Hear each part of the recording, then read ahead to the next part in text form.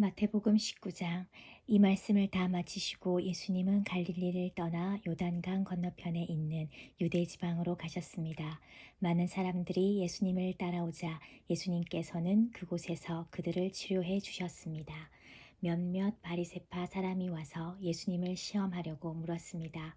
무엇이든 이유만 있으면 자기 아내와 이혼하는 것이 괜찮습니까? 예수님께서 대답하셨습니다. 너희가 이 말씀을 읽지 못했느냐? 맨 처음 사람을 만드신 분이 남자와 여자로 지으셨다. 그리고 이렇게 말씀하셨다. 그러므로 남자는 부모를 떠나 아내와 합할 것이다. 두 사람이 한 몸이 될 것이다. 이처럼 두 사람은 이제 둘이 아니라 한 몸이다. 하나님께서 묶으신 것을 사람이 나누지 마라. 바리새파 사람들이 물었습니다. 그러면 왜 모세는 이혼 증서를 주고 아내와 헤어지라고 명령하였습니까? 예수님께서 대답하셨습니다. 모세가 아내와의 이혼을 허락한 것은 너희 마음이 악하기 때문이다. 그러나 원래부터 그랬던 것은 아니다. 내가 너희에게 말한다. 부정을 저지르지 않았는데도 아내와 이혼하고 다른 여자와 결혼하는 것은 간음죄를 짓는 것이다. 제자들이 예수님께 말했습니다. 만일 남편과 아내와의 관계가 이와 같다면 차라리 결혼하지 않는 것이 낫겠습니다. 예수님께서 대답하셨습니다. 모든 사람이 이 말을 받아들일 수는 없다. 오직 하나님께서 허락하신 사람들만이 그렇게 할 수 있다. 어머니 배에서 나올 때부터 고자로 태어난 사람이 있고 다른 사람에 의하여 고자가 된 사람도 있고 하늘나라를 위해 스스로 고자가 된 사람도 있다. 이 말을 받아들일 수 있는 사람은 받으라. 그때 사람들이 자기의 자녀들을 데리고 와서 예수님께서 손을 얹고 기도해 주시기를 바랐습니다. 그러자 제자들이 이들을 꾸짖었습니다. 예수님께서 말씀하셨습니다. 어린아이들이 내게 오는 것을 막지 마라. 하늘나라는 이런 어린아이와 같은 사람들의 것이다. 예수님께서 어린아이들에게 손을 얹어 기도해 주시고 그곳을 떠나셨습니다.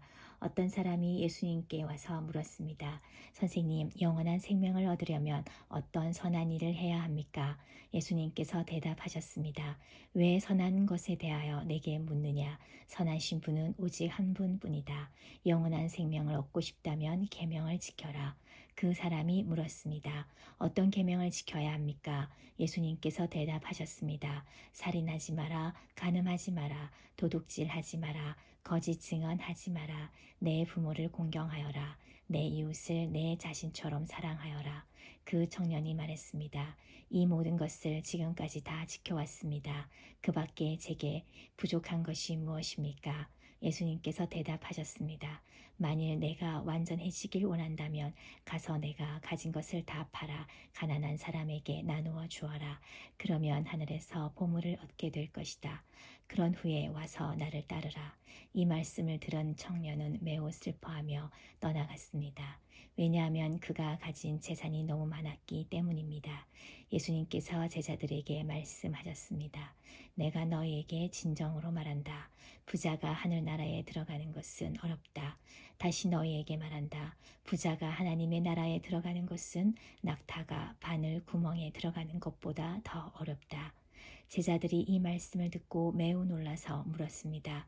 그러면 누가 구원을 받을 수 있습니까? 예수님께서 그들을 보시며 말씀하셨습니다. 사람은 할 수 없지만 하나님께서는 모든 것을 하실 수 있다.